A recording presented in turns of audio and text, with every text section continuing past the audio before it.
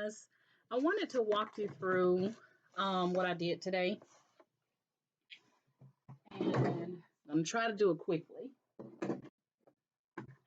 So my manager, she sent me. I'll take these off right quick, but my manager sent me this Christmas card, and it's her husband, her, and her niece, daughter, and then their cats over here, and then it has their names and everything. It also has some of the things that we had to go through in 2020, like using hand sanitizer, toilet paper shortage.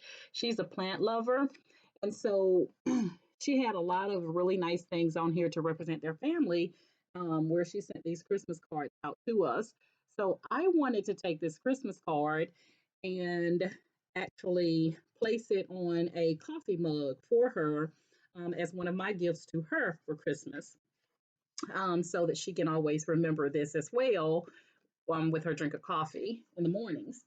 So um, I used Aesop paper, which I ordered this off of Amazon. So I use the 8.5 by 11 Aesop paper when I'm doing my coffee mugs. I got my coffee mug blanks off of bulk BULK tumblers. And I think I got like 8 of them at one time. And then I also, when I'm doing sublimation and I'm using my convection oven, I use my silicone gloves. These I got off of Amazon as well. So what I did is I took a picture of the card that she sent. I uploaded it to PowerPoint, and then I sized it in PowerPoint. That was it. Just upload it, sized it to fit my mug, and then I went ahead and from Microsoft PowerPoint, I printed it out on my Aesop paper. The ink that I use is Ink X Pro, okay? Um, and I also ordered that off of their website, Ink X Pro. And when I'm doing sublimation using my convection oven, I always use my heat or my oven thermometer, because this will help me to gauge the temperature inside the convection oven, because you want to make sure that, it's actually where it's supposed to be. So I do my coffee mugs at 400 degrees in the convection oven for 6 minutes. At the 3 minute interval, I rotate the cup so that it can get hopefully even heating around the cup. So I'm holding it with my silicone gloves because it's still hot, and so is this because I just finished. And I wrap the image around the cup, and I try to leave even spacing on the side of the handle so that it doesn't look awkward. And once I wrap my image, then I use heat tape that I also got off of Amazon. I use heat tape because you want to make sure that that image is laying completely tight fitted around your mug, okay? So if you want to see the process on how to do a coffee mug, then go to my channel or look at my channel up under the playlist Sublimation, and you'll see where I walk you through how I did a Christmas mug. But you want to make sure it's good and tight. The image is good and tight on your mug. And then I use butcher paper to wrap it again. And then I put some masking tape around it. And that's just to help ensure that it is tight as possible. So what I'm going to do is do the unveiling with you guys. And you never want to handle these with your bare hands, because trust me, they are super hot when they come out of that convection oven. My convection oven is a Hamilton Beach convection oven. It's an extra large, and I can fit several 20-ounce tumblers in there at one time. So that was the reason I went with that one. So what I'm going to do is go ahead and start unraveling everything here, so we can see what it looked like. So I'm going to use my little weeding tool here to help me get some of this tape up off of here. And we will see what we got.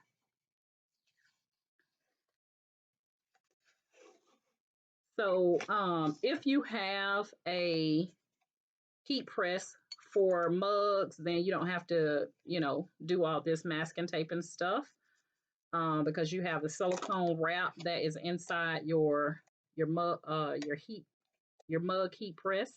I don't have a mug heat press, so I have to try to protect my image as much as possible with masking tape and butcher paper.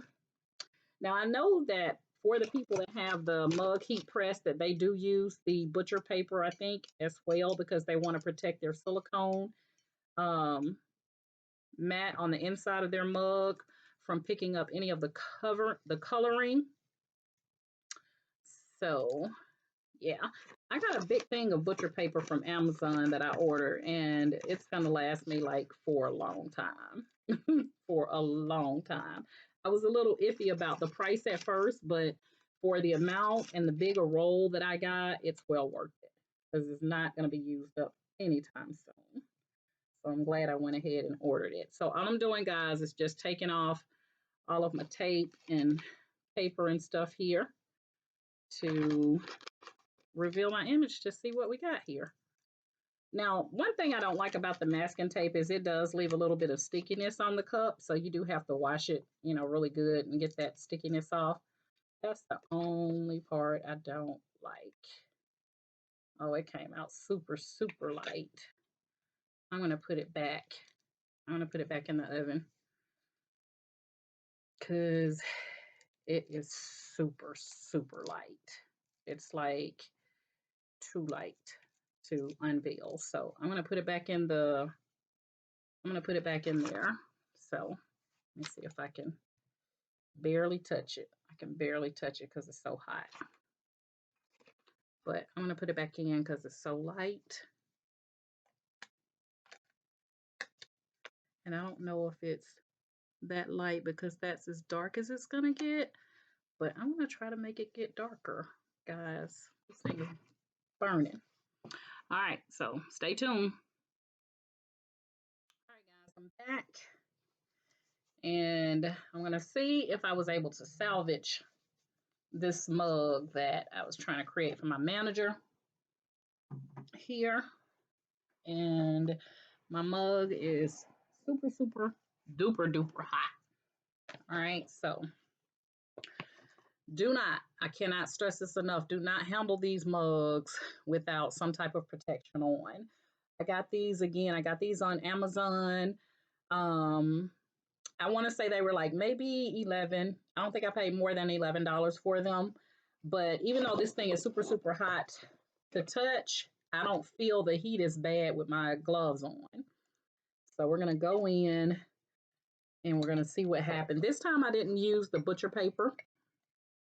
I just put the more heat tape on it to see what it will look like. Oh yeah, we got a winner this time. Oh, it turned out really good. Really good. All right, so I was able to save it by just putting it back in for a longer amount of time. So you guys can see here how it came out really, really good. So that's one side. And then what I did is I took and I added this because I know that she's a plant lover. So I wanted to stretch out the image. So I just snagged a copy of the plant and made it bigger so that I wouldn't have so much space on both ends. So when you look at the card,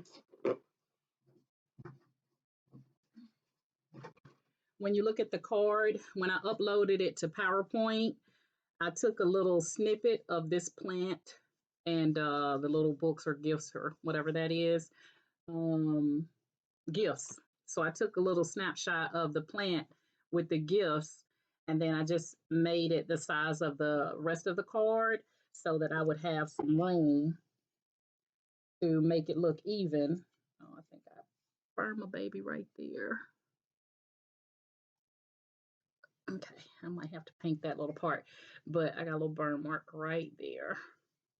I must have touched it on something. All right, but anyway, you can see that I got even spacing on the sides of each side of my handle, and that's what I wanted. So that was the reason that I actually uploaded a little snippet of that plant to make it um, kind of give me more room for the image. But I know that's like her favorite. She's a plant lady and very crafty like I am. So that's it, guys. This is the original, and then this is what I came up with for the Christmas mug. All right.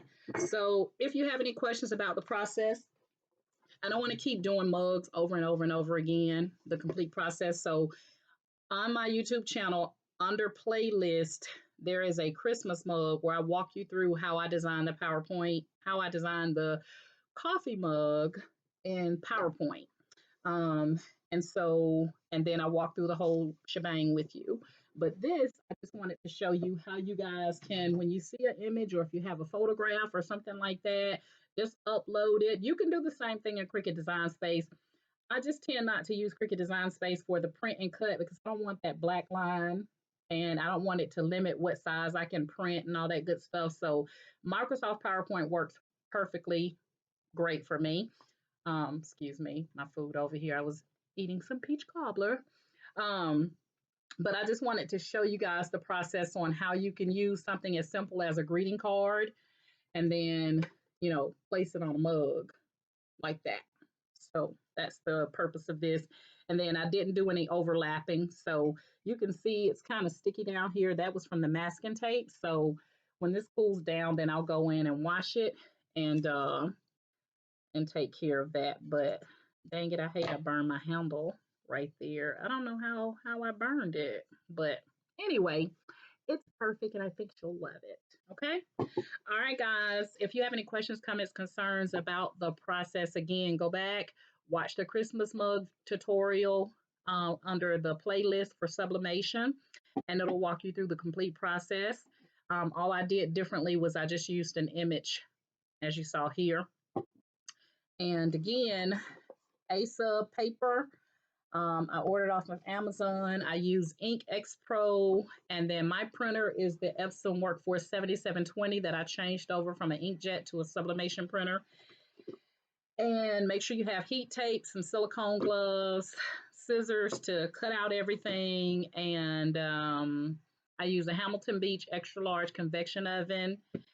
And all in all, I guess because this image was so light, because you guys saw when I was getting ready to take it off the first time, or I don't know if I let you see it, but it was super, super light where you barely could see anything here, and I wasn't having that, okay?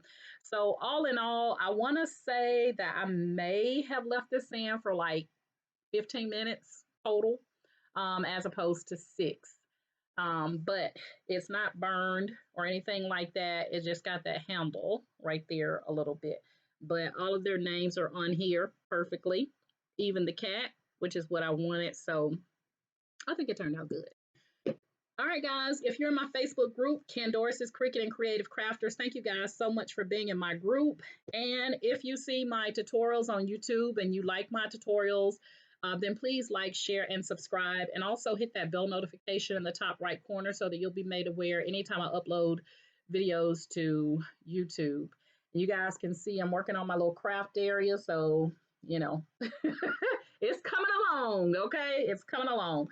All right, guys, my motto is each one reach one so that each one can teach one. And you guys have a great day. Bye.